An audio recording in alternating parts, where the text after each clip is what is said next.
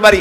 আমার বিশ্বাস করুন, কোরআন আমার সামনে, আল্লাহর কসম, কোন জীবিত পীর, কোন মৃত্যু পীর আমার ভাগ্যের ভালো বা মন্দ করার কোন অধিকার রাখে না। কোন পীর ফু দিয়ে আমার ভাগ্যকে ভালো বানাই দিতে পারবে না, এবং আমার একটা চুলও বাঁকাও করতে পারবে না। খাইরিহি ওয়া শাররিহি মিনাল্লাহি তাআলা। আমার ভালো আমার মন্দ করার একমাত্র মালিক কে? আল্লাহ। এক আঙ্গুল আকাশের দিকে উঁচু করে চিৎকার দিয়ে বলুন, কে? আবার বলেন, আবার বলেন, আবারও বলুন। হাত নামান। আল্লাহ কবুল করুন, বলেন আমিন। আমার এই বক্তব্য দিয়ে আমি কোনো পীরকে অমর্যাদা করছি না। পীর সাহেবদের কাছে পীর কোনো শরীয়তের শব্দ নয়। কোরআন এবং হাদিসে কোথাও পীর বলে কোনো শব্দ নাই। এটি ফার্সি শব্দ। এই শব্দের অর্থ হলো বৃদ্ধ।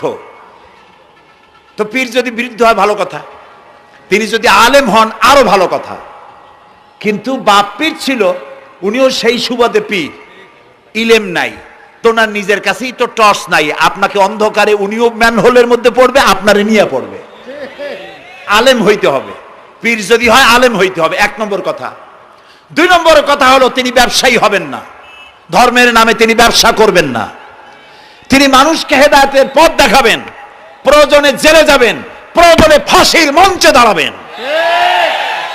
তিনি নিজেকেই ইসলামের সব আমি করি, আর ইসলাম কারো কাছে নাই।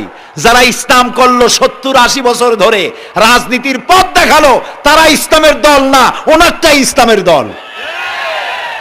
এই ধরনের ফাজলামি বক্তব্য থেকে বিরত থাকতে হবে। এই ধরনের বেয়াদবিপূর্ণ বক্তব্য থেকে বিরত থাকতে হবে। আমার দোকানে খাঁটি ঘি পাওয়া যায়, আর কারো দোকানে খাঁটি ঘি পাওয়া যায় না। ইসলাম নিয়ে এই ধরনের মনোপলি বিজনেস করতে দেওয়া হবে না। প্রিয় ভাই সব, আমরা পীর সাহেবদের চিনি। পীর ছিলেন শাহজালাল রহমতুল্লাহ আলাইহি। সুবহানাল্লাহ। যুদ্ধ করা লাগে নাই, আজান দিয়েছেন, মূর্তির মাথা ভাঙ্গা চুর চুর হয়ে পড়ে গিয়েছে। গৌর গোবিন্দ পলায়া কুল পায় নাই। লোকেরা যায় তার মাজারে গিয়ে গজাল মাছ জিয়ারত করে আসে, কিন্তু তরবারিটা দেখে আসে না। দোধারি তরবারি এখনো আছে। সুবহানাল্লাহ বলেন। পীর ছিলেন হযরতে বাহাউদ্দিন নকশবন্দি, মুজাদ্দিদ আল ফিসানি রহমতুল্লাহ আলাইহি, বড় পীর আব্দুল কাদের জিলানী রহমতুল্লাহ আলাইহি, খাজা মঈনুদ্দিন চিশতি রহমতুল্লাহ আলাইহি, শাহজাহান আলী রহমতুল্লাহ আলাইহি। কত ওলিউল্লাহর মাজার দিয়ে আমার দেশ ভরা। আলহামদুলিল্লাহ কর। আলহামদুলিল্লাহ। এরা একদিকে মানুষকে মুরিদ বানায়া মুরিদের টাকা দিয়ে নিজেদের পকেট ভরেন নাই। ওনারা এরকম করতেন না, এইরকম করতেন। আর রাসূলুল্লাহ বলেছেন, এই রকমের হাতের মর্যাদা নাই, এই হাতের মর্যাদা। আমি পীর দেখছিলাম, বাইতুল শরফের পীর হযরত শাহ আব্দুল জব্বার সাহেব, আল্লাহ তাআলা জান্নাতুল ফেরদাউসের মেহমান বানায়নি। এই বাংলাদেশে শত শত মসজিদ, মাদ্রাসার এতিমখানা তৈরি করে গেছেন। সুবহানাল্লাহ কর। বৃষ্টির মৌসুমে চট্টগ্রামের বাড়ি তার, 14 বছর মাদ্রাসায় ওয়াজিদিয়া চট্টগ্রামে 14 বছর বুখারী শরীফ পড়িয়েছেন। কি মানের আলেম!